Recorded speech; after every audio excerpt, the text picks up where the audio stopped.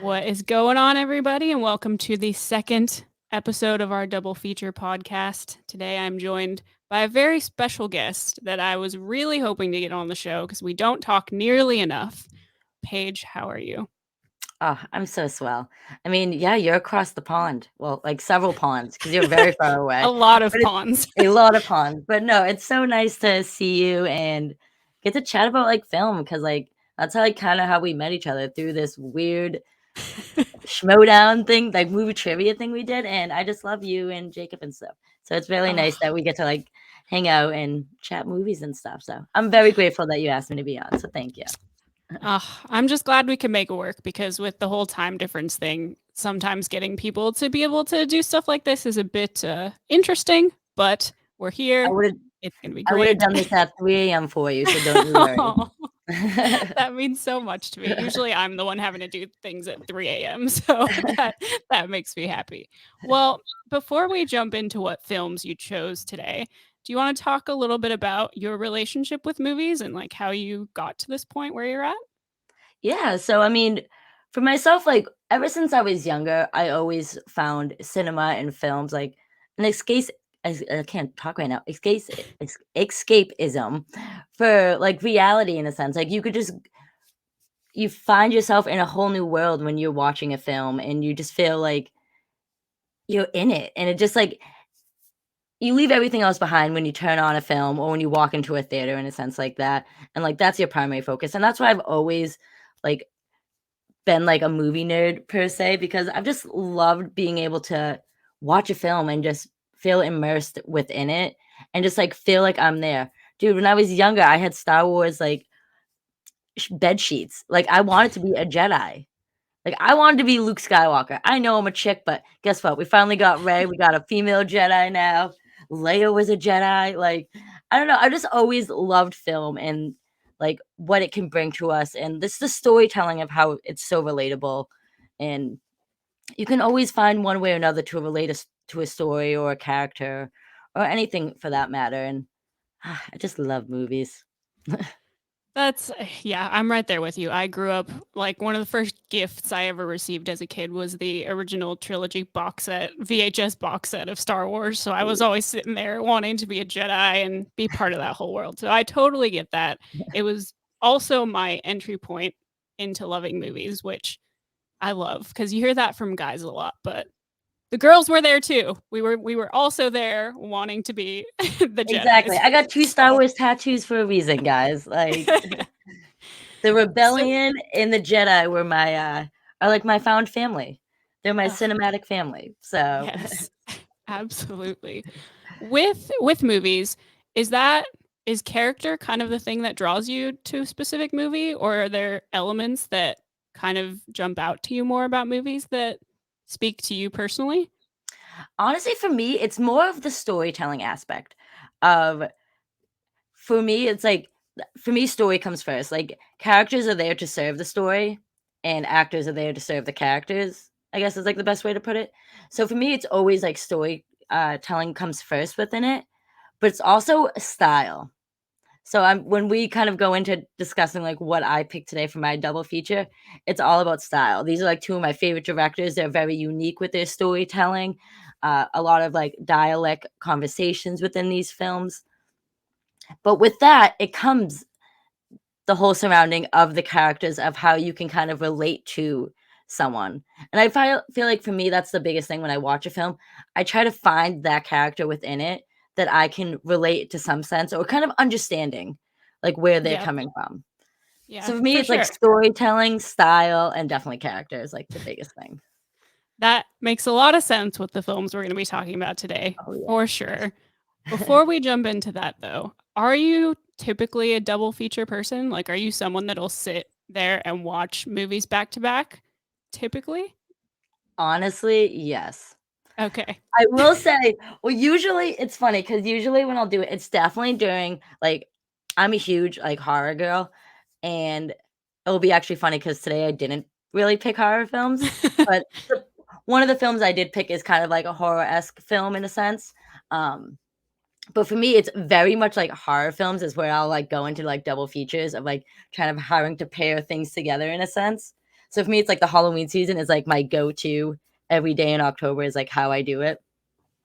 But for me, no, I've always loved I would always like wanted to own a movie theater and thought it would be so cool to be like, I'm gonna pair like these two films and see like what everyone else thinks. Like I love that aspect of trying to find films that can be relatable in a sense, even if they're completely like wildly different tones in an aspect, but you can find like the relateness like through it.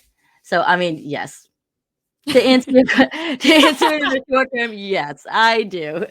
I I mean, literally, like, I mean, I write reviews, like, on the side from, like, having, like, a normal job in life, and I love it. I love being able to dissect a film and even, like, series and stuff like that, but for me, it's, like, primarily, like, films is, like, my pride and joy. Like, I'm such a movie nerd. I don't go out and do stuff. I just watch movies all the time.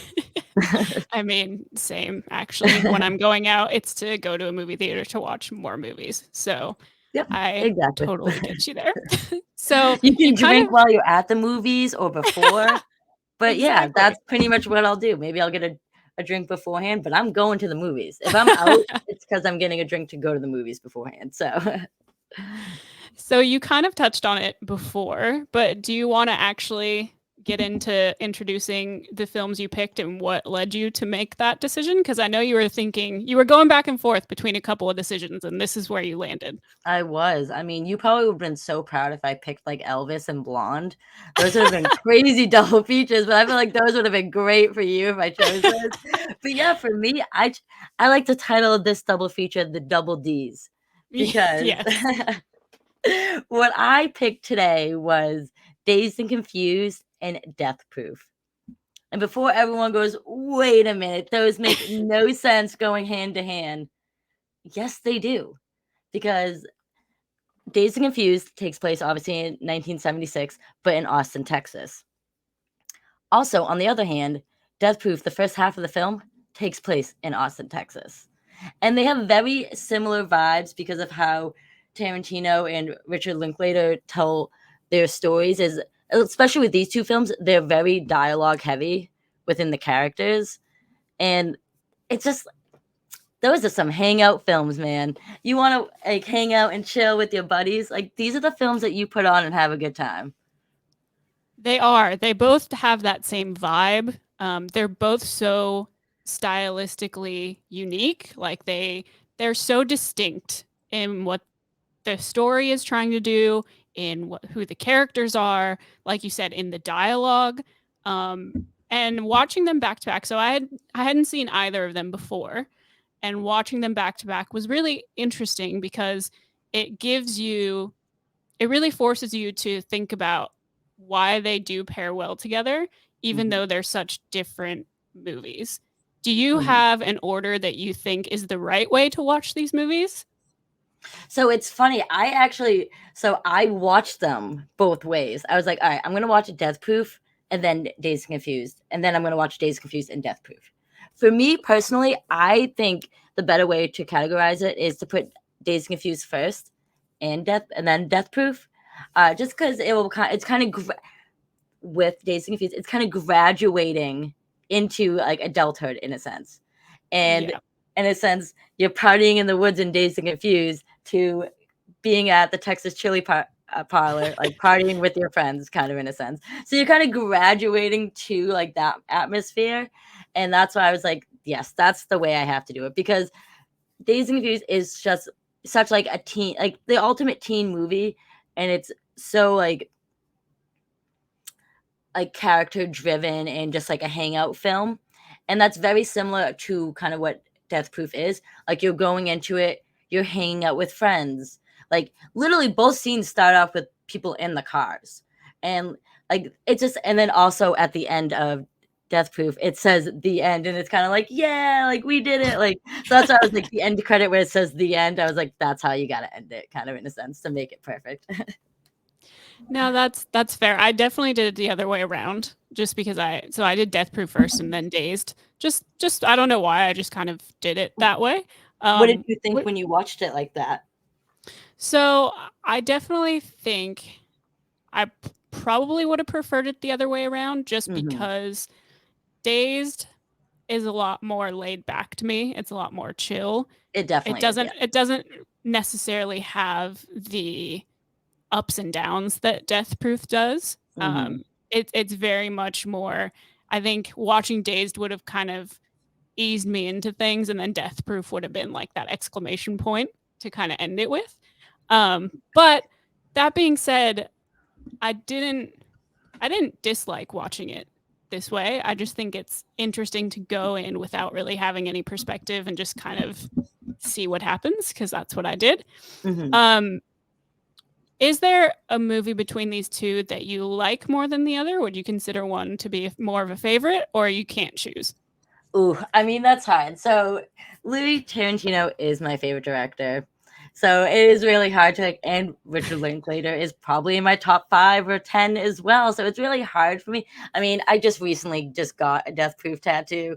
So, they're both in my top 5 favorite films of all time. So, this is so hard. Like, I literally have both the vinyls. I mean, we can definitely talk about the soundtrack afterwards. Like, I love everything about both of these films. For me, growing up, because I definitely saw Death Proof a lot later than I saw Dazed and Confused. So I think Dazed and Confused holds a special place in my heart because I definitely saw that early on. It's also it was released in 1993. Like that was the year I was born. So it's just like I don't know. I've always like attached myself to that film, and I also saw Death Proof like many years later after it came out. Obviously, I saw Days Confused many years after it came out because it came out in '93, and yeah.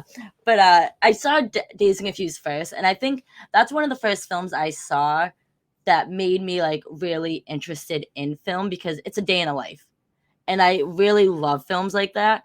And it's not yes, I know how I kind of mentioned earlier, like I love like story driven films, kind of in a sense.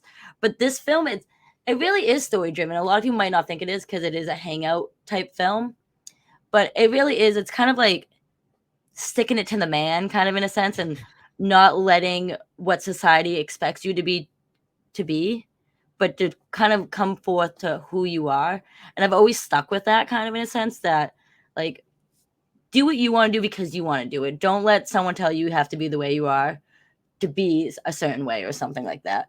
But then again, Death Proof is I love grindhouse type films. And I just love like that feel. And obviously this wasn't one of the first Tarantino films I've seen. Um, I want to say Dazed and Confused was probably the first Richard Linklater film I saw. So I think maybe that's why I understand and kind of relate more to Dazed and Confused. Also, I've never been chased down by a crazy stuntman. So that kind of helps in a little bit. Um, but yeah, I mean, I guess I love them both. They're both like my pride and joy. They're definitely both in my top 5 favorite films of all time. I get a lot of criticism from this because I always flip flop back and forth between which one is my favorite Tarantino film, either Reservoir Dogs or Death Proof. But I kind of have been lately leaning towards Death Proof just because of like the power of the woman and just how batshit crazy it is and just like how it's shot and everything like that. Like I just love. So it's yeah, to answer your question, I mean, I don't know, I love both of them, but I guess I can relate more to Dazed and Confused because I haven't been chased down by a crazy stuntman trying to There's kill still me. time, Paige. We can still make that happen. I mean, hey, exactly. You never know. Knock on wood, though, but you never know. Stuntman Mike, do not call me or follow me. But if I see that car, I have the fucking logo on my arm. Sorry if I just swore, but I have the logo on my arm. So if I see that car, I'm gonna just pull over and get out of the car. I'm not even gonna That's continue probably to drive. Like, that's probably the smart way to go about yeah, that. Just right. get as far away from the car as possible. Don't be in the car and don't sit in his car. No, Because his car's death that's proof, but only in the driver's seat. So unless I'm that driving is the car, I ain't getting in it. Like, that is such a wild concept and such a wild reveal. Like as that scene is happening and unfolding, where it's like it might be one of the most unhinged kind of scenes that I've ever seen in the oh, best way. definitely. And it's Like actually like a lot gorier than people would expect. Because I mean, yeah, like for those that have seen Inglorious Bastards and Django Unchained, like, yeah, those films are like have like their gore and blood fest. But like no one was definitely expecting that from this film because that happens, and then it literally like stops and goes into like a whole new like you're following brand new characters. So it's like I don't know. I love that movie because it's so crazy. Like you just wouldn't expect that. Yeah, In a I sense, and definitely that's why I wasn't. think it's a fun it's a fun roller coaster because, like, you're watching Dazed and Confused, you're very chill and, like, hung out with your friends, smoke a doobie if you guys want while watching it, or drink some beer in the woods at the, moon tower, like, who knows? And then you go into, like, "Hey, let's go to the bar." Like, I would love to go to the bar and be able to watch Death Proof on and just be like like, that would just Tarantino serving me shots of some gross ass liquor, like, Oh I would love God, that. Like, I that don't know, would it's just be and then you a just get into a memorable roller night. coaster. Oh, man, yes, it would. But it would just be like a roll like, you go in through, like, a chill movie, and then you just hop into, like, a roller coaster of, like, a batshit crazy good time, and I don't know, that's why I love like, that's why I was like, "I gotta pair these films together because they're tonally definitely a little bit different, but at the same time, they definitely are very much like hangout films, and they both take place in Austin, Texas. And who doesn't? I mean, I've never visited there, but I would love to. So Me too. We should go together because it's I'm on my down. list. I'm so down. And also, like the biggest thing too was like Austin, Texas is like a big scene for music, and within these two films, like I showed you earlier, like I own both of the soundtracks to those films on vinyl. Like oh my, I can't get over it. To me, to this day, Dazed and Confused I think has one of the best soundtracks of any film. I love like 60s and 70s and like old school like rock and roll kind of in a sense like that. And even like Death Proof, like this has like such that chill, mellow like vibe soundtrack that I just like you could just listen to double feature, maybe double feature vinyls, guys, and you can Yeah. listen to both of the soundtracks together, but while watching the movie, and it's just like I don't know. To me, they go hand in hand so well. I think. I definitely think it was interesting watching Dazed and Confused specifically for the first time. And every time a song would come on, you're just like, wow, these are still songs that people recognize. These are still songs Hmm. that people love, which I think is so impressive because having a soundtrack like that just can stand the test of time and just always be so relevant is crazy. Man, I'm not even joking around. I listen to these soundtracks all the time. Like, on I mean, Spotify, on my record player, whenever. They just put me in a good mood, and I feel like the music within these films as well, like, it sets the tone for it, kind of to what to expect, and I don't know, it just to me, music does have just like film, music has, like, a big, like, part of my life and can put you in any mood just like film can, and they just did a such great job with both of these films, like, putting the music together that it just gets you vibing the entire yes, time. absolutely. Both of these films also have another common thread, which is they have really insane stacked ensemble casts in them. Yes. Um, is there a particular character in both of the films that you kind of gravitate towards when you watch them? So, I mean, I to me the biggest one is I mean, like Randall Pink Floyd. I love that dude because I'm not gonna lie. Sorry for any of my high school coaches, hockey coaches watching this, but I was like, I was the stoner chick that was like on the hockey team. Like some people took it very seriously, and I took my sport very seriously as well. But like I like to relax and like smoke a doobie here and there and like chill. And I always had like coaches and stuff like always trying to like conform me to be someone or act a certain way to like it's gonna make me like a better player or something. And for me, I that's why I relate to Randall so much because he's realizing like I don't need to conform. I'm gonna do this on my own terms, and I don't need to satisfy my coach or like my teammates to be just doing something I love. Like I'm gonna do it because I love it. I'm not gonna do it because it can get me to X, Y, and Z type of deal. And so definitely for Dazed and Confused, I relate so much to like Randall's character, but also like the young freshman kid. I can't think of his name off the top of my head. I have it like right here. Um, oh, what is his name? Mitch.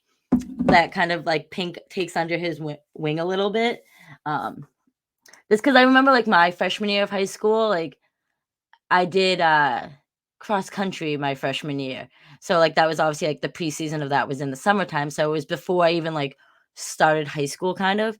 So I kind of was like took under the wing of like a lot of the seniors for that and like became like such good friends with them. So I kind of like related a lot to his character as well because he's just like trying to find his place and be like, wow, like there are actual like nice people out there in the world, not just like assholes, like seniors and stuff like that. But for me, definitely through Dazed and Confused, I would definitely say like Pink is like the character I relate like most within it.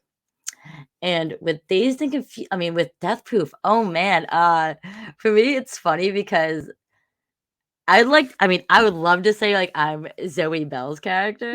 Like, I would love to say that because like, "Yeah, when you get a few drinks in me, I definitely am Zoe Bell's character, like, 100%."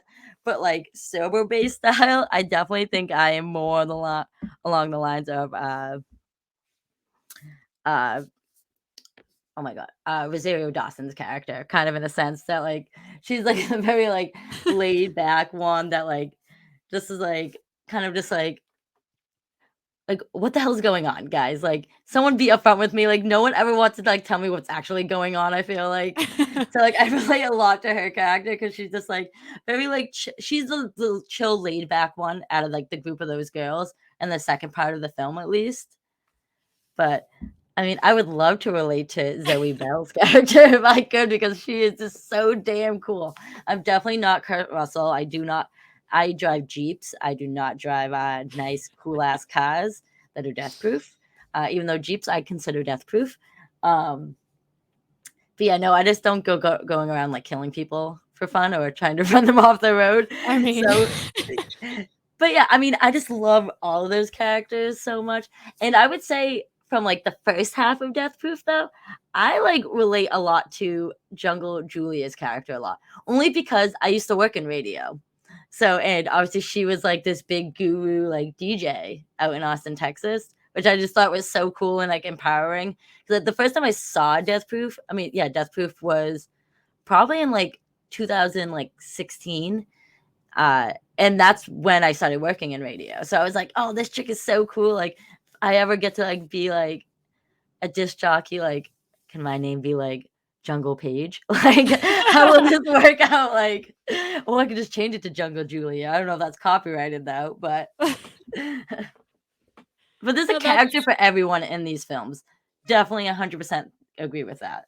yeah. I think so too, and I think that's really interesting that there's such a specific character like that that you feel like you can relate to in Death Proof with a radio DJ, basically. Like I think Mhm. that's so interesting to get to learn that kind of stuff about people and just because to me, that's a really cool element to her character, but I never would have been like, oh, I relate to that. So it's just really cool that Yeah. there are little things like that in movies that really speak to different individuals. Like that is awesome. I, so what, if you were going to recommend Death Proof to someone for the first time, Mhm. would you tell them anything about it or would you want them to go in completely blind if they could? Like, what do you Ooh. think is the best way to approach Death Proof as a movie?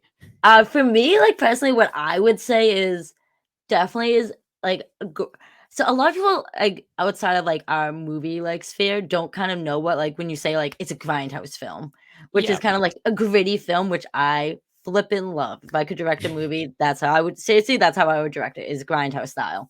So I don't know if I would use the term it's a grindhouse styled like thriller with like female empowerment is kind of like how I would like transcend it.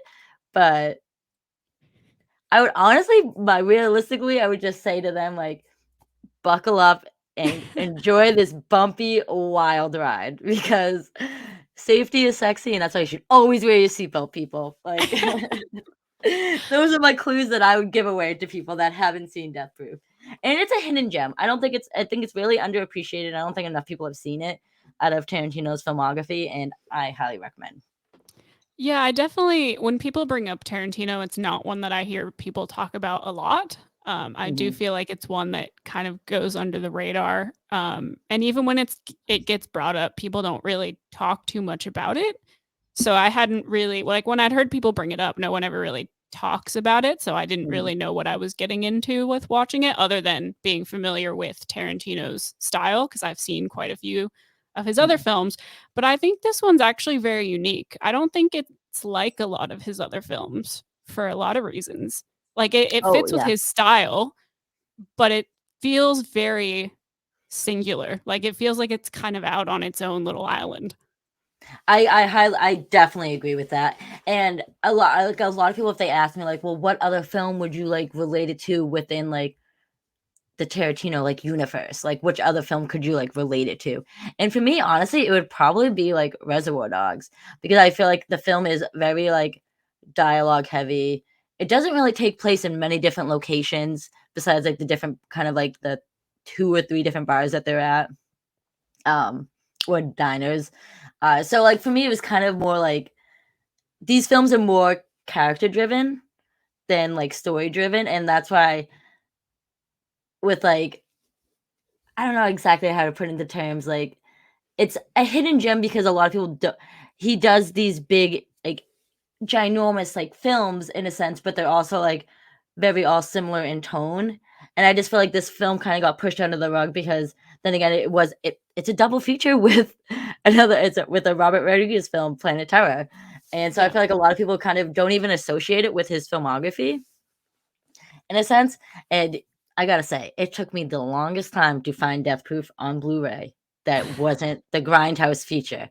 I wanted just Death Proof and not Planet Terror as well, so it took me so long to find that, but when I did, I was so grateful, but I highly recommend it for people because I feel like it's like that film and, like, Jackie Brown, I feel like always go under the radar for him, and I'm like, "No, you guys need to see these films because this is in the era, like" I know it's, like, early 2000s, I think it came out in, like, 2007, but, like, I don't think a lot of people, like, realize that, like, alright, he wrote Natural Born Killers and True Romance, and for me, like, this kind of has, like, a lot of similar vibes to that too, and, like, I just always tell people, like, give it a chance, because I feel like when you see it, you're gonna be like, "That's not what I was expecting at all." Like, and there's 2 stories in it. I remember the first time I saw it, I was like, "Wait, the film's only, like, 40 minutes into it, and it's already over?"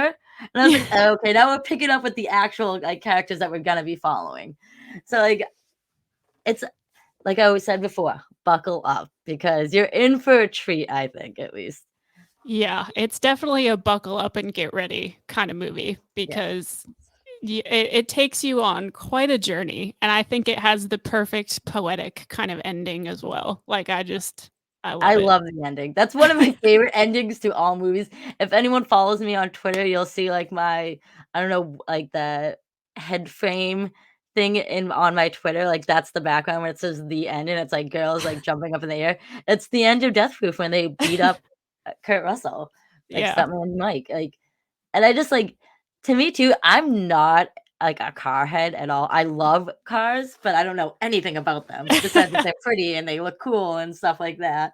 But for me also, like, with these films that they also have in common besides, like, killer soundtracks and being, like, hangout films and very, like, dialogue heavy and character driven, were, like, the badass cars that we get to see in these films.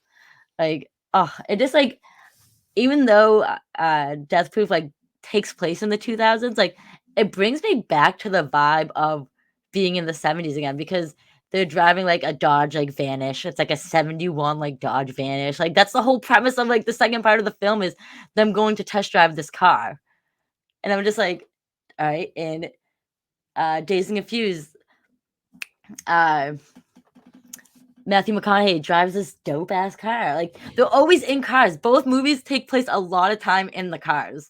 And that's why I feel like they go hand in hand really well. I do think that both films are very successful in really immersing you in the time period that they want you to feel like they're taking place in, or the time Mhm. period they want to evoke like a Yes. vibe from. They're both really Mhm. great at that, in terms of story and character, but like you said, particularly in terms of like props and how they use like cars and costuming and everything is so effective in making you feel like you're in the place they want to transport you to. Exactly, and I honestly feel like if they didn't show a cell phone in Death Proof, it was like a little flip phone that Yeah, John yeah. Julie is using, you honestly would probably think the movie took place in the '70s because of, like, the feel of it, um, and it's obviously how it's shot with it being like a uh, grindhouse feature, but yeah, like you said, though, like, tonally how they were able to, like, represent those that time era with, like, the clothes and, like, the cars and the music, like, they just, like, hit the mark so well, and, I can just watch those movies 24/7 and be satisfied. Like, if I was on an island, like, those are 2 like, if I had to pick, like, 3 films, those were 2 films that I would 100% pick, no problem at all. I So like we to think got they we keep me sane. Oh yeah, yeah. And we kind of just touched on it with Tarantino, but how do you feel about Dazed and Confused and in terms of, the filmmaking and all those elements, how do you feel like that falls into Linklater's filmography? Like, do you think it's in line with the rest of the stuff he does or kind of an outlier Mhm. or what do you think where do you think it fits? I think it honestly, like, so his first film was Slackers, I believe, so I think this was, like, a second feature. So, I mean, going from and then you seeing, like, the Before series, like, for me, Yeah. I've noticed a lot with him, it's like a day in a life. Obviously, Yeah. with the Before series, it blatantly is like a 24-hour span with those people or 8-hour span, and I feel like that's what, Richard Linklater, tends to do a lot is very character-driven stories, but also be very, like, a day in a life. And Yes. those are some of my favorite films, and that's why I love his, like, filmography and how he directs and stuff because you're just, like, going on this journey with these characters. You're just thrown into, like, their shoes for the day, and you can kind of just, like, hang out with them and experience, you're their eyes. You can kind of, like, see what's going on and experience this journey, like, with them within this short time frame you have with these characters. And that's what I love so much that he was able to accomplish on his second feature is just, like, mind-blowing, and I think it's still one of the best, like, films, like, to ever create, and I even think Tarantino even has, like, said that, like, Dazed and Confused has been, like, such a big influence on him, and that's, like, one of his favorite films, and because it's just it's so grounded, and I think that's what Richard Linklater does so well. He puts you he allows you to put on the shoes of the characters and just, like, watch what's going on, and I just dig Yeah. that so much. For sure. My introduction to Linklater was School of Rock. That was the first Linklater movie I ever saw, and I think it's a classic. Like, I don't think we give it the respect it deserves a lot of the time Oh, because it's so well made.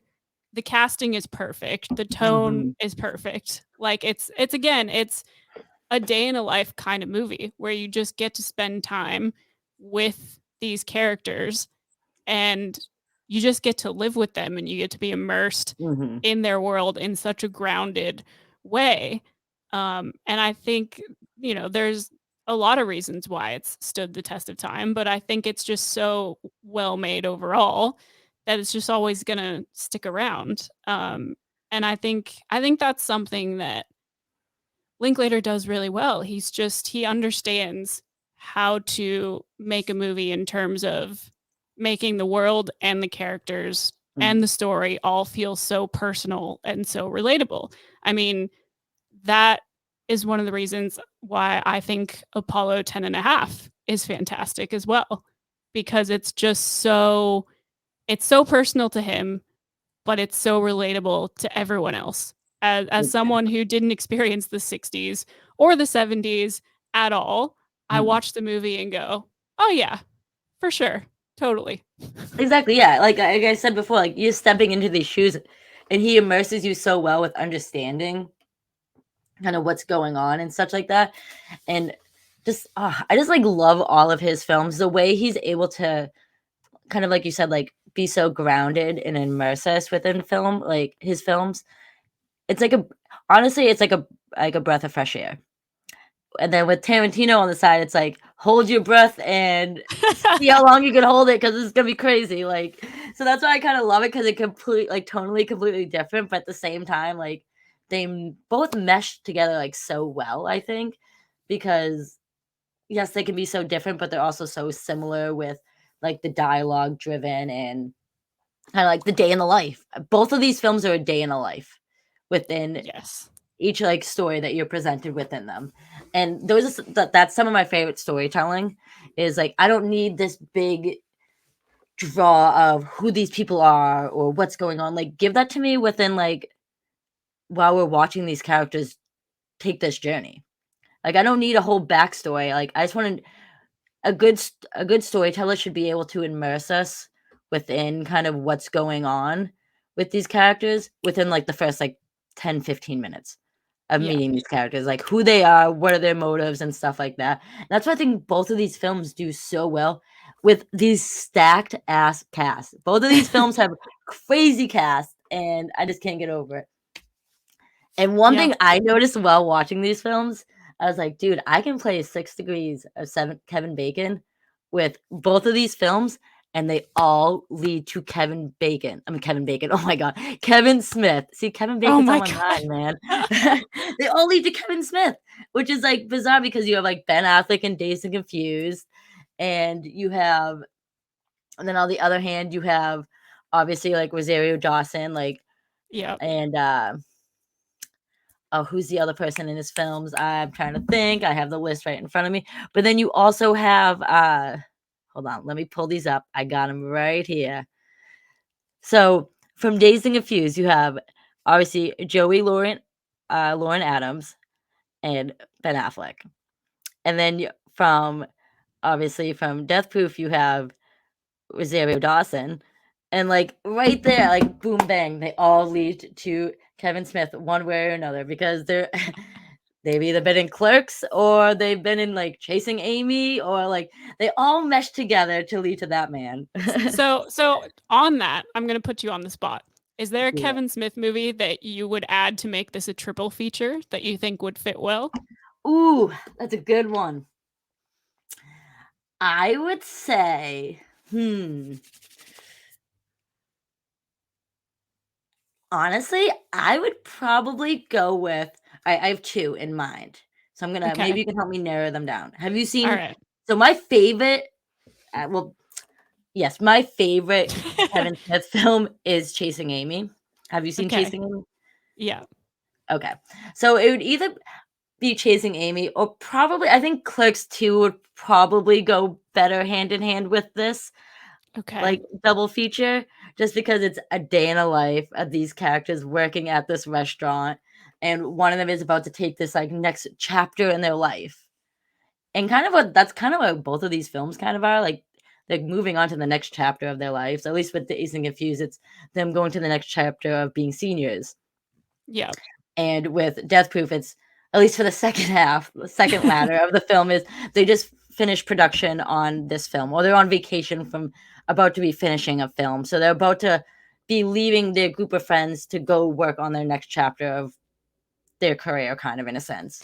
Um, and I kind of think Clicks too can kind of go hand in hand with that in a sense because you have the main character obviously about to be leaving to move with his fiance to I think like Florida or something like that. So it's kind of like the next chapter of their life, but it's also a day in a life with these characters.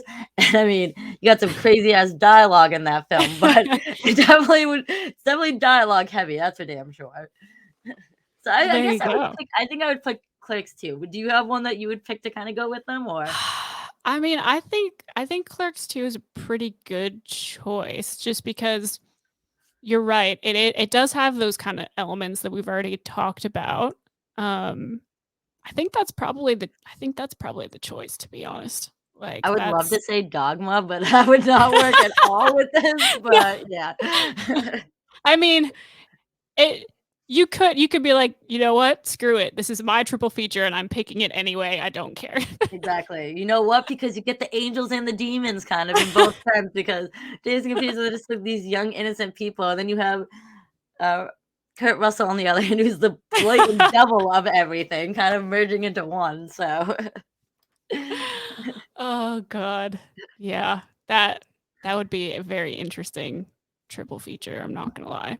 we're gonna change That this show now to a triple feature, or well play 6 Degrees of Kevin Bacon and try to connect him to somehow to Kevin Smith every time. Just gotta try to figure out how to do that. well, it's funny because the last episode that I recorded, it also ended with us picking, like, a 3rd film to, like, add to the end of Oh, our really? So was it a Kevin Smith film? Because of it was that would be weird if it was. it was not a Kevin Smith film, but I do think that's interesting that then we'll see if we can keep the trend going next episode, and we can just always add in, like, a 3rd film and just see what Yes. happens. But, is there anything we haven't talked about in regards to these 2 films that you feel like you just need to get off your chest, that you feel like is important? Like, what this is your moment to highlight these films to the world, Paige. Oh gosh. I'm on the pedestal right now. I hope I don't mess this up. I mean, no, just for me, like, honestly, these are 2 of my favorite films of, like, all times. Like, literally, these are both in my top 5 of favorite films of all time. Like, I have a Death Proof tattoo. Like, I would love to get I mean, I have a Nirvana smiley face tattoo, but So, maybe I I mean could yeah, maybe I can get, like, a Dazed and Confused, like, little smiley face, like, yeah, that kind of on me a little bit. Um, like, right next to this one. Like, exactly. Perfect. but, like, I don't know, I love these films. They're 2 of my favorite filmmakers. I think they just bring such, like, nuance to each of their films, and, like, tone and story and just character driven.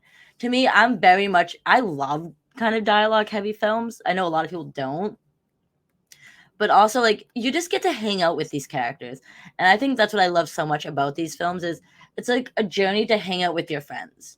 Both of the films, like, at its core is, like, being with, like, friends, and what better way than putting, like, partying with your high school friends, moving on to the next chapter of, like, becoming seniors, and kind of, like, hanging out with, like, your work friends, and before you leave to go into your next chapter of a different work, especially if you work in the like the field of cinema, like working on film, which these characters do. So, like, they're not always with each other. So it's like pretty much like creating bonds. And I feel like at its core, like, that's what these 2 films do, that they're creating such a bond with their friends, but also, like, the audience, like, you feel like you're with this, like, group of friends the whole time. And I don't know, like, after watching both of these films, like, today, actually, that I was like, "Wow, I wanna be, like, in these friend groups." Even though they're tonally completely different, I feel like if they met each other, like, they would be friends, and I wanna be in that big friend group, like, That so would I be don't know. such a big, chaotic, fun friend group to be It in. would, it's like our Schmoedown family, and that's why I would just, Yes. like I highly recommend, like, checking these films out, and I just think they'd be a great double feature together because they're the ultimate, like, hangout films. Like, you're hanging out with your buds and smoking pot, drinking beer, like, that's literally majority of the time what they're doing in both of these films, and driving in cars, and Yep. listening to great music, but also, like, giving us a story within these characters and the dialogue of learning who these people are and, like, creating bonds and relating to them in a sense. And it sounds so simple, but at the same time, they're both just, like, beautiful films that I just highly recommend everyone go see. So do it. Watch my double D feature, guys. I feel like that's the perfect, wrapping up point. But before we completely wrap, this is, again, your opportunity. Is there anything you're working on you want people to know about? Where can people find you online? Tell everyone about Paige. Well, I am not Kurt Russell's child, guys, even though I have a tattoo on me. But no, you guys can check me out on Instagram and Twitter at Front Page News 9. I also write film and series reviews for Bite Size Breakdown. You guys should totally check that out.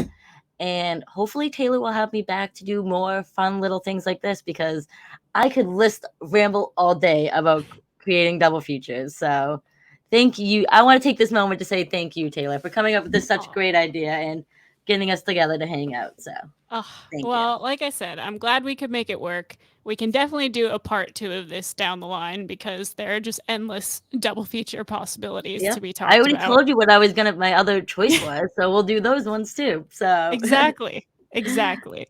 and then Well, maybe who knows, I can do Elvis and Blonde because I feel like you would love that. So oh man, there's just so many episodes we could do. It could be endless. We'll yes. we'll find some time to make it happen. Everyone who's checked the show out, thank you for coming back for week 2. I hope you've enjoyed it. You're in for quite a treat in week 3, so prepare yourselves for that. Thank you guys for checking this out. Please check out Paige everywhere she mentioned because she's amazing and we love her and she deserves all your support. As always, you can find me everywhere online at Finally Tailored. If there's a thing online that exists, I'm probably there at Finally Tailored. Until next time, guys, thanks for hanging out, and we will see you then.